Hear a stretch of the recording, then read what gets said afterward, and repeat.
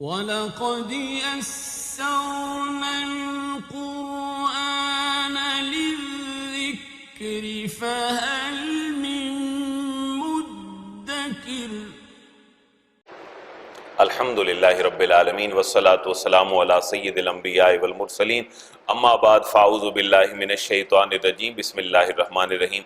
قابل احترام سورہ نساء کی 47 نمبر آیت مبارکہ، اس کی تلاوت اور اس کا ترجمہ اور تشریح انشاءاللہ آج ہم پڑھیں گے۔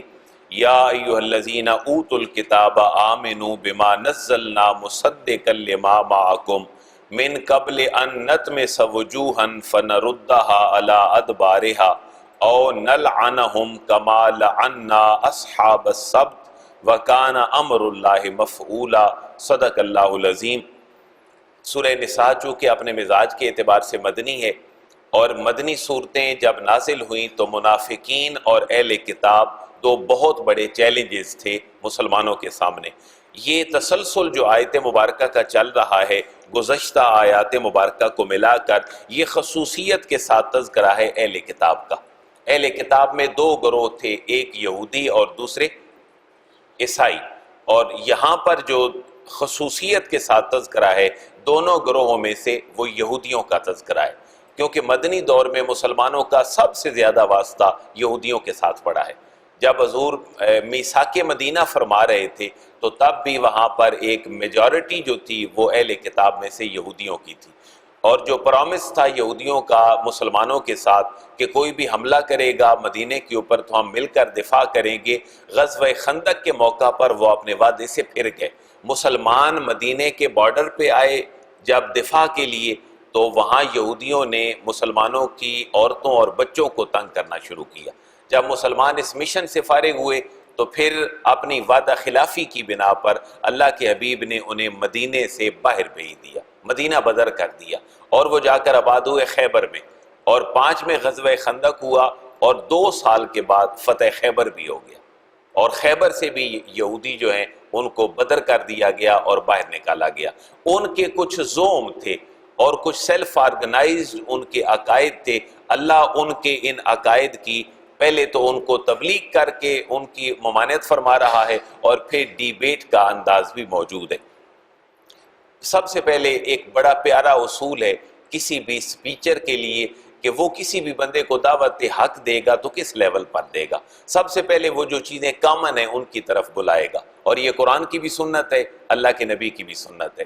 یہاں بھی اہل کتاب کو کہا جا رہا ہے کہ تمہارا بھلا اسی میں ہے کہ تم اس کتاب کے اوپر ایمان لے آؤ جو قرآن ہے، اور یہ کوئی اجنبی کتاب نہیں ہے، یہ تورات سے ملتی جلتی کتاب ہے، کیونکہ تورات، زبور، انجیل اور قرآن کے اندر 3 کامن ٹیچنگز بھی تھیں، اور وہ تھی توحید کی بات، رسالت کی بات اور آخرت کی بات، اور ان کو دعوت دی جا رہی ہے بھئی آ جاؤ قرآن کی طرف، اور تورات اور اس قرآن کے مضامین ملتے جلتے ہیں۔ پہلی آیت میں ان کو اس بات کی طرف بلایا گیا ہے، اور پھر تھوڑی سی دھمکی بھی دی گئی ہے۔ وہ دھمکی کیا ہے کہ تم راہ حق کی طرف کیا نہیں آؤ گے اس وقت تک کہ جب تمہارے چہرے پھیر دیے جائیں اور تمہارا چہرہ الٹ کر کے کسی اور جگہ پہ لگا دیا جائے، تمہارے چلنے پھرنے کی صلاحیتیں تم سے چھین لی جائیں، کیا تم پھر راہ حق کی طرف آؤ گے؟ یہ جو میں نے آیت مبارکہ پڑھی اس کے اندر یہ 2 نشانی ہیں۔ اگر تم نہیں آؤ گے تو پھر تمہیں سزا دی جائے گی، جیسے ہفتے کے دن شکار کرنے والے اہل کتاب کو اللہ نے سزا دی تھی، اور یہ سزا کتنا عرصہ پہلے تھی؟ حضرت موسیٰ کے دور میں، جب ان کے اوپر پابندی تھی کہ تم نے ہفتے والے دن مچھلیاں نہیں پکڑنی، لیکن انہوں نے بہانہ کیا کیا، ہیلا کیا کیا کہ ہفتے والے دن نالیاں بنا کر دریا سے چھوٹے چھوٹے تالابوں میں مچھلیاں قید کر لیں، لیکن پکڑ ان کو اگلے دن لیا۔ تو اللہ نے فرمایا ان کی شکلیں تبدیل ہو گئی، وہ بندر بنا دیے گئے، لہذا تمہارے ساتھ بھی یہی معاملہ ہوگا اگر تم اللہ کے نبی کی بات کو نہیں مانو گے۔ اب یہ دھمکی بھی ہے، تبلیغ بھی ہے۔ ذرا ترجمے کی جانب غور فرمائیں۔ یا ایھا الذین اوتوا الکتاب، یا ایھا الذین، اے وہ لوگو، اوتوا الکتاب، اوتو جن کو دی گئی ہے، یہ ایکٹیو نہیں بلکہ پیسیو سینس ہے، جن کو دی گئی ہے، دینے والا کون ہے؟ اللہ۔ جن کو دی گئی ہے الکتاب، کتاب، یعنی کون سی کتاب؟ تورات۔ کیونکہ یہ یہودی ہیں جن کو تورات دی گئی ہے اور انجیل وہ عیسائیوں کو دی گئی، تو خصوصیت کے ساتھ جو خطاب ہے وہ اہل کتاب میں یہودیوں کو ہے۔ یا ایھا الذین، اے وہ لوگو، اوتو جن کو دی گئی ہے الکتاب کتاب، کیا کرو، آمنو، آپ جب پہلے لفظ پڑھتے ہیں تو وہ تھا آمنو، جیسے یا ایھا الذین آمنو، اے ایمان والو، وہ تھا پاسٹ انڈیفینٹ اور اس میں جمع کا پلورل کا صیغہ تھا، لیکن یہ آمنو نہیں ہے بلکہ آمنو، اب یہ امر کا صیغہ ہے، آمن تم ایک بندہ ایمان لاؤ، آمنا دو ایمان لاؤ، آمنو سب ایمان لاؤ۔ یا ایھا الذین اوتوا الکتاب، ہے وہ لوگوں جنہیں دی گئی کتاب، آمنو تم ایمان لاؤ، کس کے اوپر ایمان لاؤ؟ بما نزلنا، جس کو ہم نے نازل کیا ہے اس کے اوپر ایمان لاؤ۔ اب یہاں پر قرآن کی نسبت اللہ کس کی طرف فرما رہا ہے؟ اپنی طرف، ہم نے نازل کیا ہے لہذا اس کی بہت بڑی اہمیت ہے، اس کے اوپر ایمان لاؤ۔ اور پھر اگلا پوائنٹ، یہ کوئی نئی بات نہیں ہے جو ہم نے نازل کی ہے، بلکہ مصدقاً لما معکم، مصدقاً یہ کتاب تصدیق کرنے والی ہے، لما معکم اس کی، معکم جو تمہارے پاس ہے، یعنی تورات۔ اب یہ کامن بات ہے کہ تمہاری اپنی کتاب کے ساتھ ملتی جلتی کتاب ہے، من قبل اس سے پہلے تم ایمان لے آؤ، ان نطمس وجوہن، ان کا معنی کہ نطمسا مسخ کر دیں، ان نطمسا ہم مسخ کر دیں، وجوہا چہروں کو، ہم چہروں کو مسخ کر دیں، اس سے پہلے تم ایمان لے آؤ۔ جب چہرے مسخ ہو جائیں گے تو پھر کیا ہوگا؟ فَنَرُدَّهَا عَلَىٰ أَدْبَارِهَا، فا کا معنی، پس نَرُدَّهَا، ردہ یردو کا معنی لوٹانا، نردہ ہم لوٹا دیں گے، ہا ان کو، چہروں کو، علی ادبارہا، علی کا معنی پر، ادبار پشت، ہا ان چہروں کی، ان چہروں کی پشت کی طرف ہم ان کو پھیر دیں گے۔ یعنی دھمکی آمیز جملہ ہے کہ تمہیں چلنے کے لیے اللہ نے تمہارے جو سر اور چہرے ہیں یہ اگلی جانب لگائے ہیں، لیکن اللہ کے احکامات کی اگر تم پامالی کرو گے تو پھر اللہ تمہارے چہروں کو پھیر دے گا، اور پھیرے گا کیسے؟ ان کو تمہاری پشتوں کی طرف پھیر دے گا، تو تمہیں عذاب بھی ہوگا، تکلیف بھی ہوگی، اور تمہارے شرف انسانیت جو ہے اس کے اندر بھی معاملہ خراب ہوگا۔ ایک تو یہ دھمکی ہے، دوسری دھمکی اور نلعنہم کما لعنا اصحاب السبت، او یا نلعنہم، نلعنا لعنت کرنا، لعنا یلعنو اس کا معنی ہے لعنت کرنا، او نلعنہم یا لعنت کریں ان پر، کما لعنا، کما جس طرح، لعنا ہم نے لعنت کی، اصحاب السبت، اصحاب سبت پر، اصحاب کا معنی اونرشپ کے معنوں میں والا، جیسے صاحب مال، صاحب اولاد، تو صاحب کی جمع ہے اصحاب، اصحاب السبت، سبت والوں پر جیسے ہم نے لعنت کی۔ تو سبت عربی میں کہتے ہیں سیٹرڈے کو، یوم السبت ہفتے کو، جیسے ہفتے والے دن کے لوگوں کے اوپر ہم نے لعنت کی تھی ایسے ان کے اوپر بھی لعنت کریں گے۔ اور ان کی لعنت کیا تھی؟ سورہ بقرہ میں ہم تفصیل سے پڑھ آئے کہ جنہوں نے اللہ کی نافرمانی کی تھی یہودیوں نے، اللہ نے ان کی شکلیں تبدیل کر دی تھی، اور اللہ نے فرمایا کونوا قردۃ خاسئین، تم بندر بن جاؤ۔ اب اس کے اندر ہم پڑھ آئے ہیں کہ کیا وہ واقعی بندر بنے تھے یا صرف دھمکی آمیز جملہ تھا، تو دونوں روایات موجود ہیں کہ ان کو بندر بنا دیا گیا، صرف چند دن وہ اس کیفیت میں رہے، پھر اللہ نے ان کو برباد فرما دیا۔ اب دونوں دھمکی ہیں، تمہاری شکلیں تبدیل ہو جائیں گی، مسخ ہو جائیں گی، تمہارے چہرے پشتوں کی جانب لگا دیے جائیں گے، اور پھر یا لعنت ہوگی جیسے لعنت ان کے اوپر تھی جو ہفتے والے دن نافرمانی کرنے والے تھے۔ اب ان کو اپنا انجام اور ماضی والا واقعہ بھی بتایا جا رہا ہے کہ تمہارے اوپر پہلے لعنت ہو چکی ہے، اور پھر اگر کسی کے ذہن میں یہ زوم ہو کہ یہ کام نہیں ہوگا تو اللہ نے اس کو بھی رد فرما دیا۔ وَكَانَ أَمْرُ اللَّهِ مَفْعُولًا، واو کا معنی، اور کانا ہے امر اللہ، اللہ کا حکم، مفعولا ہو کر رہنے والا، اللہ کا حکم ہو کر رہنے والا ہے۔ اور بڑا حسین امتزاج ہے، یہ جو مفعول کا لفظ ہے مفعولا، یہ گرامیٹیکلی بھی مفعول بن رہا ہے۔ گرامیٹیکلی ہمیں تین چیزیں چاہیے ہوتی ہیں جملے کو، سینس کو ڈیولپ کرنے کے لیے، ایک ورب، ایک سبجیکٹ، اور تیسرا آبجیکٹ۔ اور یہاں پر جو مفعول ہے یہ آبجیکٹ بن رہا ہے، جس کو ہم اردو میں کہتے بھی کیا ہے؟ مفعول کہتے ہیں۔ لہذا یہ اعجاز ہے قرآن مجید کا کہ لفظ بھی مفعول ہے اور یہ گرامیٹیکلی بھی کیا بن رہا ہے؟ مفعول بن رہا ہے۔ ان اللہ لا یغفر ان یشرک بہ ویغفر ما دون ذلک لمن یشاء وَمَن يُشْرِكْ بِاللَّهِ فَقَدِ افْتَرَىٰ اِثْمًا عَظِیمًا۔ اہل کتاب کا ایک اور بھی زوم تھا اور بڑا باطل قسم کا زوم تھا۔ وہ کیا تھا کہ اپنے منہ میاں مٹھو بننا اور اپنے ساتھ ایسی توقعات وابستہ کرنا کہ ہمارے جیسا بندہ ہی کوئی نہیں۔ اہل کتاب کا موقف یہ تھا کہ ہم اللہ کے کیا لگتے ہیں۔ یہودیوں کا ایک موقف تھا، ہم پڑھ رہے ہیں سورہ بقرہ میں، کہ ہم اللہ کے بیٹے ہیں، اور پھر اللہ کے بیٹوں کے ساتھ دوسرا موقف یہ، ہم اللہ کی بڑی پسندیدہ قوم ہے، اللہ ہمیں عذاب نہیں دے گا، اگر دے گا بھی تو صرف گنتی کے چند دن۔ اللہ فرما رہا ہے کہ جس کام کے اندر تم ملوث ہو چکے ہو تمہارے گناہ کی معافی نہیں ہے۔ اگر کوئی اور گناہ ہوتا، کوئی چھوٹا موٹا، تو معافی کی امید تھی، لیکن جس گناہ کے اندر تم ملوث ہو اس گناہ کی معافی نہیں ہے۔ اور وہ گناہ کیا ہے؟ تم نے حضرت عیسیٰ کو، اگر یہودیوں کی بات ہے، عیسائیوں کی، تو تم نے ان کو اللہ کا بیٹا بنا لیا ہے، اور حضرت عزیر کی بات ہے تو تب بھی تم نے اللہ کا بیٹا بنا لیا ہے۔ اللہ فرما رہے تم شرک میں مبتلا ہو۔ ان اللہ، انا کا معنی بے شک اللہ تبارک و تعالی لا یغفر، نہیں بخشے گا، ان یشرک بہ، ان کا معنی کہ یشرک شریک ٹھہرایا جائے۔ یہاں بھی ایکٹیو نہیں ہے بلکہ پیسو سینس ہے، اگر ایکٹیو ہوتا تو پھر ہوتا ان یشرک بہ، اس کے ساتھ وہ شریک کرے کوئی نہیں۔ ان یشرک بہ، اللہ بے شک نہیں بخشتا اس بات کو، ان یشرک بہ، کہ اس کے ساتھ شریک ٹھہرایا جائے یا اس کے ساتھ کسی کو شریک کیا جائے۔ کیا باقی گناہ بھی نہیں بخشتا؟ وَيَغْفِرُ مَا دُونَ ذَلِكَ، واو کا معنی، اور یغفر بخش دیتا ہے، معاف فرما دیتا ہے، ما دون ذالک، ما کا معنی جو دونا کم ہو، ذالک اس سے، اللہ شرک معاف نہیں فرماتا، اور شرک سے نیچے جتنے گناہ ہیں اللہ ان کو معاف فرما دیتا ہے۔ اور اہل کتاب کو کہا جا رہا ہے کہ تمہارے گناہ چھوٹے نہیں ہیں، تمہارے گناہ بڑے بڑے ہیں اور تم تو شرک میں مبتلا ہو۔ لمن یشاء، لیکن وہ معاف کس کو کرتا ہے؟ لمن یشاء، جس کو چاہتا ہے، جس کو چاہتا ہے اس کے گناہوں کو معاف فرما دیتا ہے۔ اب یہاں پر جو اہل سنت کا ایک تسلسل 14 صدیوں میں چلا آ رہا ہے، اس کے ساتھ مختلف شاخیں بنتی رہیں۔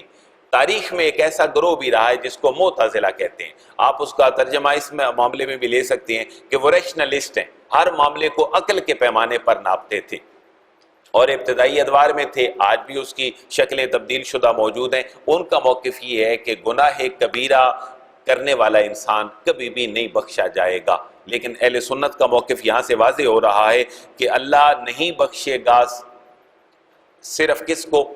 شرک کو، اس سے کم جتنے گناہ ہیں اللہ ان کو معاف فرما دے گا۔ اب جو انسان کی توبہ کا تصور ہے وہ کبیرہ گناہوں کے ساتھ موجود ہے، ایک انسان کو بڑا گناہ کر بیٹھتا ہے، توبہ کر لے، اللہ اس کے گناہ کو معاف فرما دے گا، لیکن شرک سے بھی جب واپس آ جائے گا تو اللہ اس کے گناہ کو معاف فرما دے گا۔ یہ بھی سمجھنے والی بات ہے، ایک آدمی شرک میں ملوث ہوا، اس کے بعد اس نے توبہ کر لی اور اللہ کے حضور واپس آ گیا، پھر اللہ اس شرک کو معاف فرما دے گا، لیکن شرک کے اوپر اس کی موت، اس کی بخشش نہ شفاعت سے ہے اور نہ اللہ تعالیٰ خود فرمائے گا۔ اس کی وجہ کیا ہے؟ شرک کی معافی ہے کیوں نہیں؟ کیونکہ یہ مسئلہ ہے ذاتیات کا، اور اس بندے نے اللہ کی ذات کے اندر کسی اور کو انوالو کیا ہے، تو اللہ تبارک و تعالیٰ اس کو کبھی معاف فرمانے والا نہیں۔ وَمَن يُشْرِكْ بِاللَّهِ فَقَدِ افْتَرَىٰ اِثْمًا عَظِیمًا، واو کا معنی، اور من جو یشرک شریک ٹھہراتا ہے، آپ اوپر والی لائن میں دیکھیں تو وہاں یشرک نہیں تھا بلکہ وہاں یشرک ہے، تو ایک ایک زیر اور زبر جو ہے وہ سینس تبدیل کر دیتی ہے قرآن مجید کا۔ وَمَن يُشْرِكْ، اور جو شریک ٹھہراتا ہے، باللہ اللہ کے ساتھ، تو وہ کیا کرتا ہے؟ فَقَدِ افْتَرَىٰ اِثْمًا مُبِینًا، فا کا معنی، پس قد کا معنی تحقیق، ویریلی، نو ڈاؤٹ، افطرا وہ گھڑتا ہے، ارتکاب کرتا ہے، وہ کرتا ہے، اسمن عظیمہ، اسم کا معنی گناہ، عظیمہ بہت بڑا۔ اب یہاں پر اہل کتاب کا تذکرہ ہو گیا، اب اللہ تبارک و تعالیٰ اہل کتاب کے تذکرے کو اپنے حبیب کے سامنے، میرے اور آپ کے سامنے استفہامی اور ایک انٹروگیٹو سینس میں رکھنا چاہتا ہے، اور اللہ فرما رہے الم تر الی الذین یزکون انفسہم بل اللہ یزکی من یشاء ولا یظلمون فتیلا۔ یہاں یہ کہا جا رہا ہے کہ اہل کتاب ملوث کس گناہ کے اندر ہیں؟ ہم نے پچھلی آیت میں پڑھا ہے، اہل کتاب ملوث کس گناہ کے اندر ہیں؟ شرک کے اندر مبتلا ہیں۔ حضرت عیسیٰ کے ساتھ عیسائیوں کا تعلق، حضرت عزیر اور باقی انبیاء کے ساتھ یہودیوں کا ٹریٹ، یہ شرک میں مبتلا ہونے کے ساتھ ہے۔ اور پھر اپنے آپ کو سمجھتے کیا ہے، اصل سینس یہ ہے کہ ہے شرک کے اندر مبتلا، لیکن اپنے آپ کو سمجھتے ہیں کہ ہم تو بڑی پاکیزہ قوم ہے، ہم جہنم میں بھی نہیں جائیں گے، اگر جائیں گے تو صرف تھوڑی دیر کے لیے۔ اللہ ان کے اس زوم کو بیان کر رہا ہے، محبوب ذرا دیکھو تو صحیح کہ شرک کے اندر مبتلا بھی ہیں اور اپنے آپ کو پاکیزہ بھی کہتے ہیں۔ محبوب اللہ فرما رہا ہے کہ پاکیزہ صرف وہ ہے جس کو اللہ پاکیزہ فرماتا ہے، اپنا کوئی خود ساختہ عقیدے کی بنیاد پر کوئی پاک نہیں ہوتا۔ علم تارا آ کا معنی کیا، لم تارا آپ نے نہیں دیکھا، الالذین الا کا معنی کی طرف، جیسے انگلش کا لفظ ہے to I go to school, Aladdin کیا آپ نے ان لوگوں کو نہیں دیکھا، یزکون انفسہم، یزکون جو پاک باز کہتے ہیں، پاک باز بنتے ہیں، پاک کہتے ہیں، انفسہم اپنے آپ کو، اپنے منہ خود ہی میاں مٹھو بنتے ہیں، بھئی ہم جو کچھ کرتے ہیں وہ بہت ہی کمال ہے اور ہم تو بڑے پاکیزہ قسم کے لوگ ہیں۔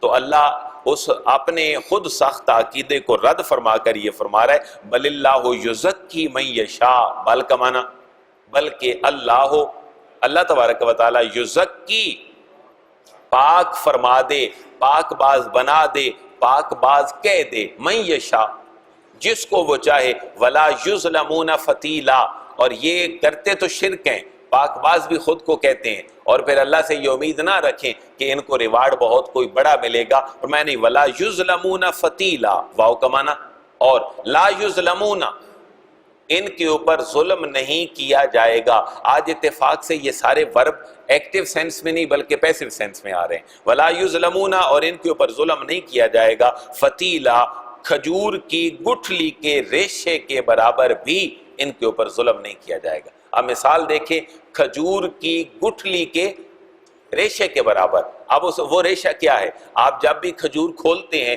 تو کھجور کے اندر گٹھلی سے پہلے ایک اور چیز بھی ہوتی ہے، وہ ہلکی سی، کبھی کبھی اس کے اندر کیڑا لگنے کا بھی خدشہ ہوتا ہے اور وہ اپنی شکل تبدیل کر لیتی ہے، اور وہ اللہ فرما رہا ہے مثال دیکھیں کیسی ہے کہ کھجور کی گٹھلی کے چھلکے کے برابر بھی ان کے اوپر ظلم نہیں کیا جائے۔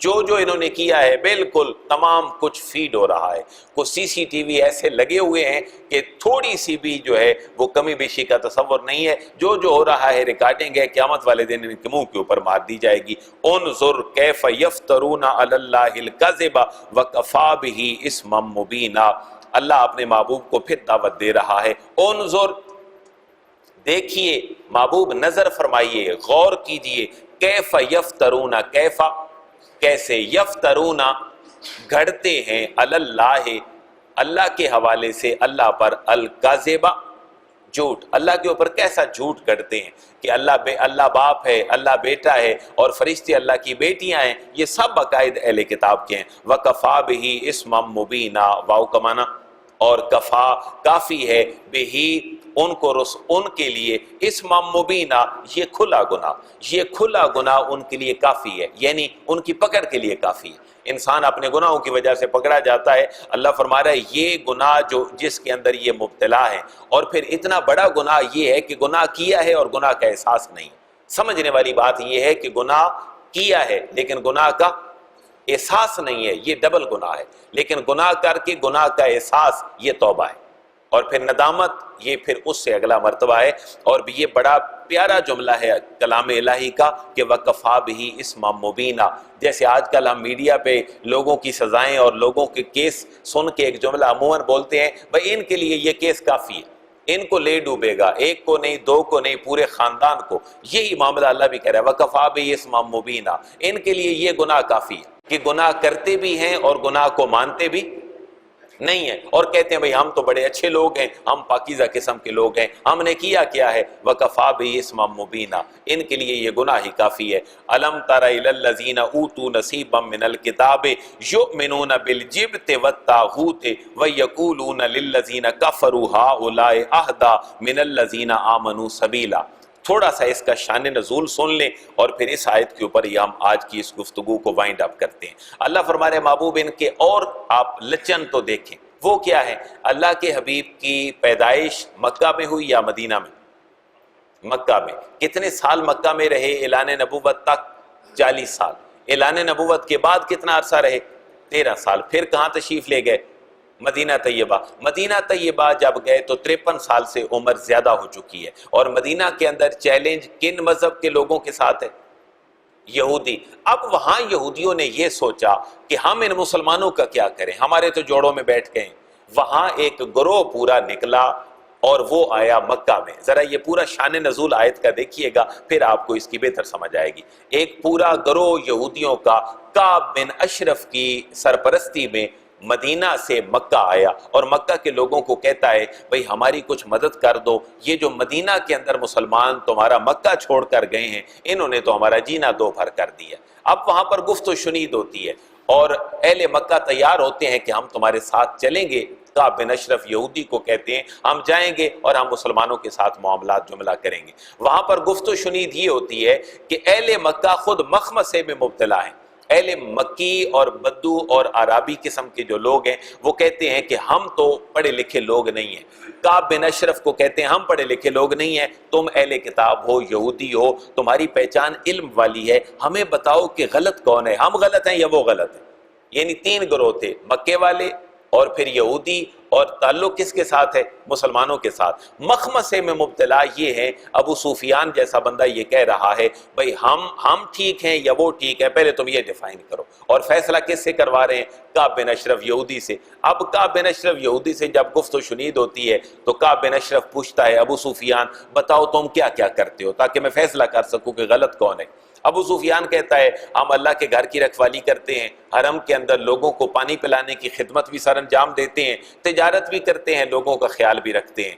کعب بن اشرف تو اپنے چکر میں ہے، وہ کہتے ہیں بس تم بالکل ٹھیک ہو، مسلمان ہی غلط تھے جو تمہیں چھوڑ کر گئے ہیں، ہم تمہارے ساتھ ہیں، تم ہمارے ساتھ چلو. اب اہل مکہ اور یہودی گٹھ جوڑ کرتے ہیں. اس گٹھ جوڑ کو اللہ یہاں بیان فرما رہا ہے کہ اہل کتاب کچھ ہوش کے ناخن لو، اہل مکہ تو پہلے ہی کفر اور شرک کے اندر مبتلا ہیں اور تم اہل کتاب ہو کر ان کا ساتھ دینے کے لیے تیار ہو. اللہ فرما رہے محبوب ذرا دیکھیں یہ کر کیا رہے ہیں. اس آیت کے اندر اس کی طرف اشارہ ہے. علم تارا آکمنا، کیا لم تارا آپ نے نہیں دیکھا، الالذین ان لوگوں کی طرف، ان لوگوں کو اوتو جن کو دیا گیا نصیبا من الکتاب، نصیبا حصہ، من الکتاب کتاب کا. میں نے پچھلے دروس میں بھی یہ بات عرض کی تھی کہ اہل کتاب کی طرف اس بات کو منسوب کیوں کیا گیا ہے کہ وہ لوگ جن کو کتاب کا کچھ حصہ دیا گیا. حالانکہ تورات تو یہودیوں کو دی گئی